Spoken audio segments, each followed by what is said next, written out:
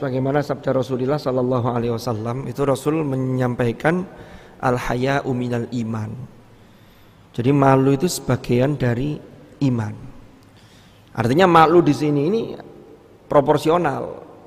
Kita ini malu, semua sudah difasilitasi oleh Allah, tapi kok ternyata kita tidak mengabdi, tidak berbakti, kok malah justru mengkhianati, malah justru maksiat, malah justru ingkar. Lah ini berarti kan ada sifat, kalau orang yang mengingkari berarti dia tidak punya sifat malu kepada Allah.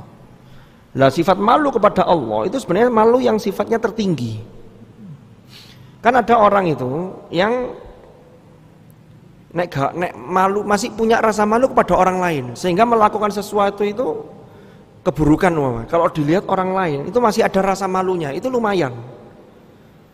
Yang bahaya itu kalau sudah ke orang saja sudah tidak punya sifat malu, ya ke Allah juga jelas enggak.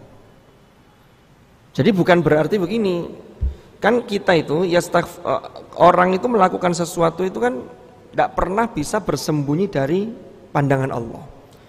Tapi kalau dari pandangan manusia, maka boleh jadi bisa kita bersembunyi. Yastakhfuna minan nas wala yastakhfuna minallah.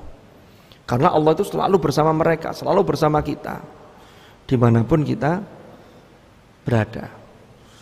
Nah makanya sifat malu ini penting sekali. Jadi kalau kita punya sifat malu, maka mau melakukan hal-hal yang durhaka itu mestinya harus berpikir. Kalau orang sudah tidak malu ke orang, ini pasti sudah tidak punya malu kepada Allah. Jadi sudah lost sudah. Nggak bisa orang kalau mengatakan begini, saya tidak malu sama orang, saya malunya sama Allah. Kalau malu sama Allah berarti sama orang itu otomatis dia akan malu kalau itu sesuai dengan aturan Allah. Contoh, ada seorang pegawai, dia punya atasan. Dia ini kalau takut kepada atasannya, ini sebenarnya level takutnya itu masih biasa.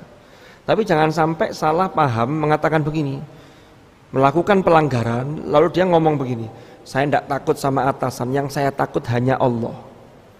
Ini tidak tepat. Karena kalau takut kepada Allah, maka sepanjang atasan kita itu mengajarkan hal-hal yang baik dan mengawasi agar kita tidak berbuat hal yang tidak baik, maka itu sesungguhnya implementasi dari takut kepada Allah.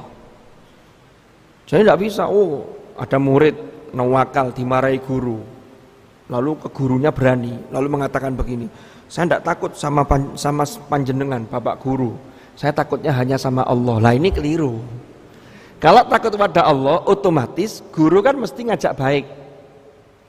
Kecuali kalau ada makhluk yang memerintahkan maksiat kepada Khalik, maka di situ kita tidak boleh taat, kita lebih takut kepada Allah. Lah itulah dikatakan saya takutnya hanya kepada Allah. Kalau ada umpama atasan yang memerintahkan hal yang tidak benar, itu tidak boleh kita taati. Maka Rasulullah kan bersabda, la ta'ata li makhluqin fi maksiatil Khalik. Jadi tidak ada ketaatan itu terhadap makhluk dalam hal bermaksiat kepada Allah. Tapi kalau yang disampaikan oleh makhluk itu sejalan dengan perintah Allah, sejalan dengan apa yang dilarang oleh Allah, itu harus dijauhi, maka kita takut kepada atasan itu sesungguhnya implementasi dari takut kepada Allah. Nah, ini harus clear ini.